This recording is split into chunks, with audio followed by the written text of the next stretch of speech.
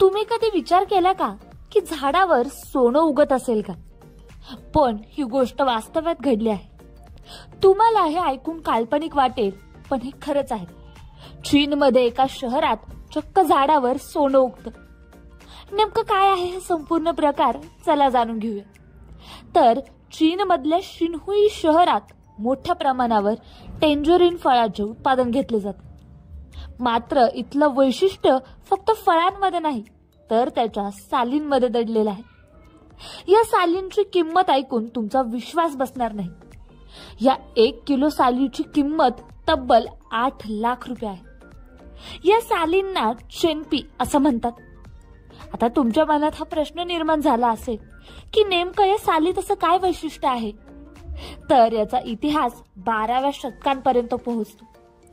सम्राटाच्या राजवाड्यातील पाककृतीमध्ये त्याचा उपयोग केला जायचा. पण केवळ खाद्यपदार्थांसाठीच नाही, तर औषधी गुणधर्मासाठी देखील या वनस्पतीचा फार उपयोग होतो. रक्तदाब नियंत्रित करायचा असेल किंवा लठ्ठपणा कमी करायचा असेल तर चेनपी साल फारच प्रभावी मानली जाते. शिनहुईच्या खास मातीत आणि पाण्यामुळे इथल्या टेंजरीन फळांना असं अद्वितीय पोषण मिळतं, ज्यामुळे त्यांची गुणवत्ता इतर कुठल्याही ठिकाणच्या फळांपेक्षा कितीतरी अधिक असते.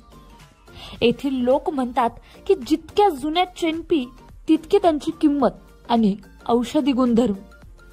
2023 मध्ये या टेंजरीनच्या सालींचा लिलाव तब्बल $9,686 म्हणजेच सुमारे 8 लाख रुपयांपर्यंत पोहोचला होता. शिनहुईच्या या उद्योगाने तब्बल $13.8 अब्ज महसूल मिळवला. 1996 मध्ये एका व्यावसायिकाने चेनपी उत्पादनाची सुरुवात केली होती. आज शिनहुई हे चेनपी उत्पादनाचे जागतिक केंद्र आहे.